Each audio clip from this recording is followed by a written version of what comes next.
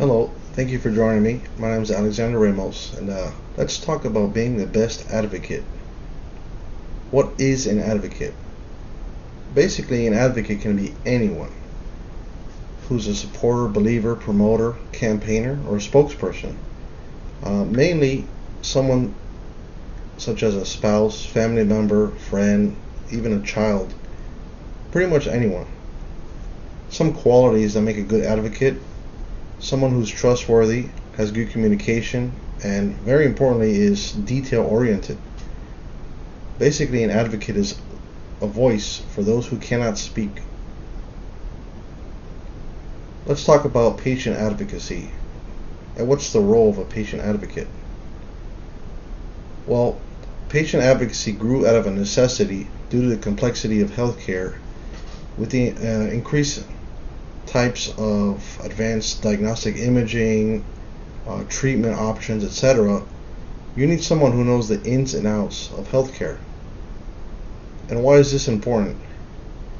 And a patient advocate can clarify options such as maybe the type of hospital that may be provided for you, or doctors, diagnostic testing, procedures, treatment choices, gathering information about all of the previously mentioned, acting as a liaison between the patient and the medical team, someone who's there rooting for you, rooting for the patient.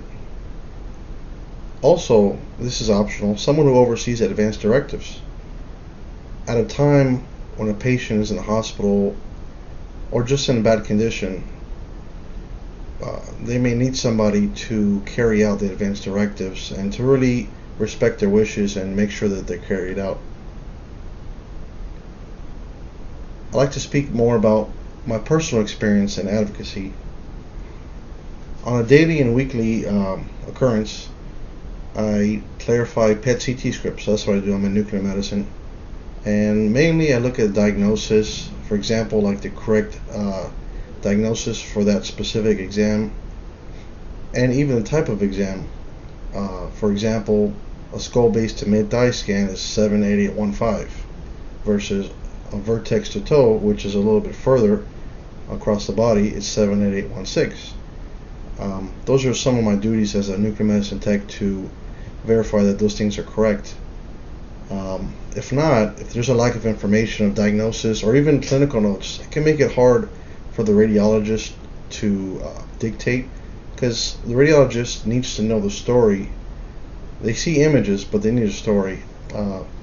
One example of that is there's bone flare, or the bones become a little bit hotter on a PET CT scan post chemotherapy. Now, if I didn't note that, the radiologist wouldn't know, and maybe may not make the correct dictation. A specific case I can mention is there was a PET CT skull base to mid-thigh scan.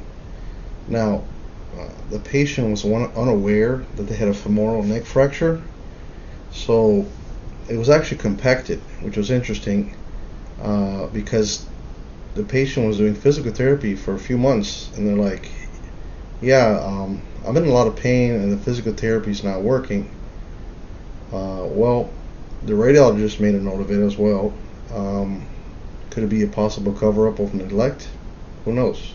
Or even an improper diagnosis on x-ray. I did speak with a family member, and it turns out that they did have an x-ray and they said it was clear, but maybe it was something that just recently occurred. Regardless, I follow the guidelines of our facility, and what we came up with was, obviously I notified the radiologist, the family member was aware, the referring physician was made aware, as well as the clinical manager where I work. I did make visit notes for future reference, just in case they have a future PET CT scan. That way the next technologist can see these things that occurred. Now, it is noted that the Joint Commission has emphasized physician-to-physician communication over the past several years as part of its patient safety improvement goals. I want to thank you for joining me and this little talk about patient advocacy.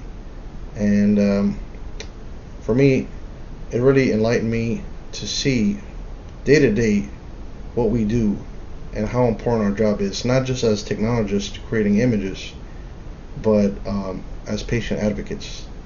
Thank you. And here are some of my references. Thank you again.